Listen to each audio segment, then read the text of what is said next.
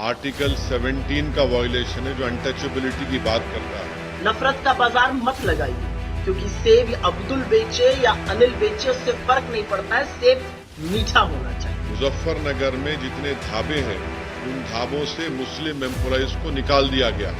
और कितना भी नफरत का बाजार लगाइए, जीत तो मोहब्बत की ही होगी। नमस्कार, आप देख रहे हैं द लीडर हिंदी और मैं हूं आपके साथ स्वप्निल यादव।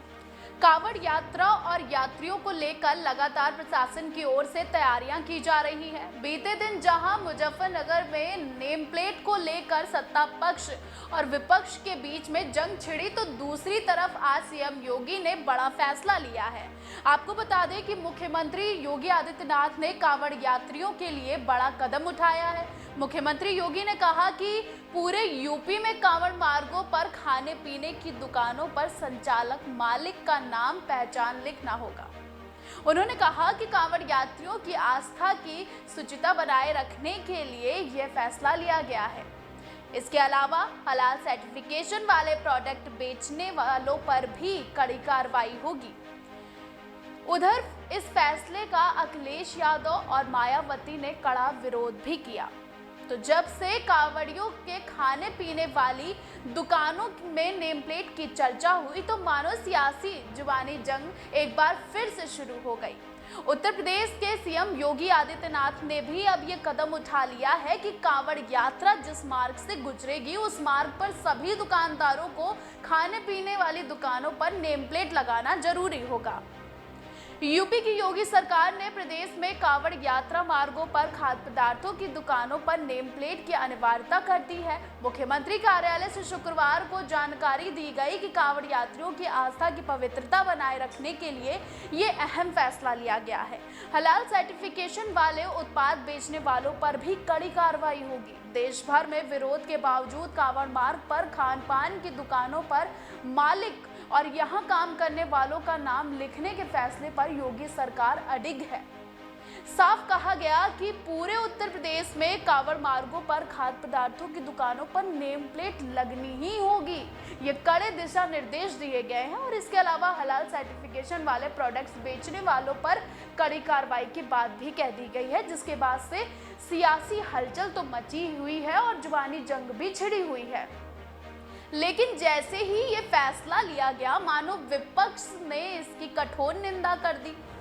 इस लिस्ट में सपा मुखिया अखिलेश यादव से लेकर बसपा सुप्रीमो मायावती, सुप्रिया सुले, ओवैसी और कई अन्य नेताओं के नाम भी शामिल हैं। तो कैसे अन्य नेताओं ने भी अपनी अपनी प्रतिक्रिया दी, चलिए उस बारे में भी बताते हैं।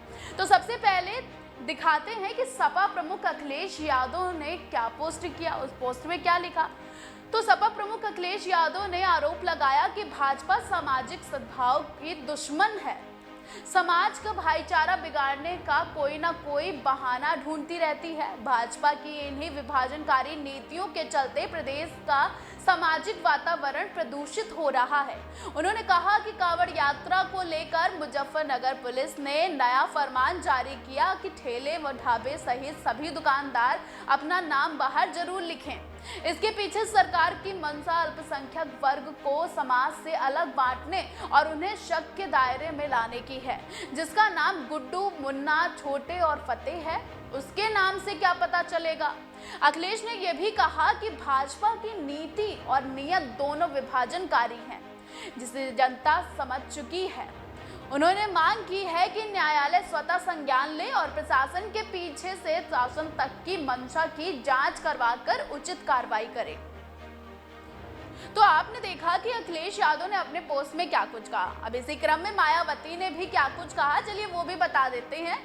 मायावती ने पोस्ट शेयर कर कहा कि यूपी और उत्तराखंड सरकार द्वारा कांवड़ मार्ग के व्यापारियों को अपनी अपनी दुकानों पर मालिक व स्टाफ का पूरा नाम प्रमुखता से लिखने और मांस बिक्री पर भी रोक का यह चुनावी लाभ हेतु आदर्श पूर्णता असंवैधानिक है।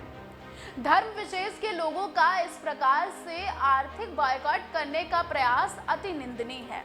अब मायावती का बयान आया तो AIMIM पार्टी के कर्ता धर्ता असदुद्दीन ओवैसी ने क्या कुछ कहा, चलिए वो भी सुन लेते हैं। वर्बल ऑर्डर है उत्तर प्रदेश की सरकार की तरफ से, उसको हम कंडेम करते हैं। इसलिए कंडेम करते हैं कि ये संविधान के आर्टिकल 17 का वायलेशन है जो अनटचेबिलिटी की बात करता है। इस तरह का ऑर्डर देकर के नाम रखना और अपने रिलीजन का इजहार करना, बताना, ये आर्टिकल 21 राइट टू लाइफ का भी वायलेशन है और आर्टिकल 19 राइट टू लाइवलीहुड का भी ये वायलेशन है। मुजफ्फरनगर में जितने ढाबे हैं उन ढाबों से मुस्लिम एम्प्लॉइज को निकाल दिया गया है। तीसरी बात यह है कि उस हाईवे के ऊपर मैकडोनल्ड है, KFC है, पिज्जा हट है, आपके कैफे कॉफी डे है, उसके ऊपर क्यों नहीं बोल रहे लोग? उनसे क्या कुछ बातचीत हो गई क्या आपकी? तो आपने सुना कि ओवैसी ने क्या कुछ कहा। वहीं जब विपक्ष ने नेताओं ने अपनी अपनी बात रखी तो भला तृणमूल कांग्रेस के सदस्य कैसे पीछे रह सकते थे। तृणमूल कांग्रेस के राष्ट्रीय प्रवक्ता और राज्यसभा सदस्य साकेत गोखले ने राष्ट्रीय मानवाधिकार आयोग को पत्र लिखा और पत्र में उन्होंने लिखा कि पुलिस की मंशा ठीक नहीं है और यह आदेश अल्पसंख्यक समुदाय के व्यक्तियों के लिए भेदभाव जैसा है, तो कृपया इसको संज्ञान में लें। वहीं जब सभी विपक्षी नेताओं के बयान आए तो कांग्रेस नेता सुप्रिया सुलेह ने भी सरकार के नेम प्लेट वाले फैसले पर कह डाला कि सेब अब्दुल बेचे या अनिल, मीठा होना जरूरी है। हमें मोहब्बत की दुकान लगानी चाहिए, ना कि नफरत की। चलिए सुनते हैं कि सुप्रिया सुलेह ने क्या कुछ कहा। एक गरीब रेहड़ी वाले को आदेश है कि वो अपना सामान अपने नाम की तख्ती लगाकर ही बेच सकता है। ऐसा इसलिए किया जा रहा है जिससे कावड़िया किसी मुसलमान फल वाले से फल खरीद के न खा ले या किसी मुसलमान के ढाबे या होटल पर खाना न खा ले। नफरत का बाजार मत लगाइए, क्योंकि सेब अब्दुल बेचे या अनिल बेचे उससे फर्क नहीं पड़ता है, सेब मीठा होना चाहिए। और कितना भी नफरत का बाजार लगाइए, जीत तो मोहब्बत की ही होगी।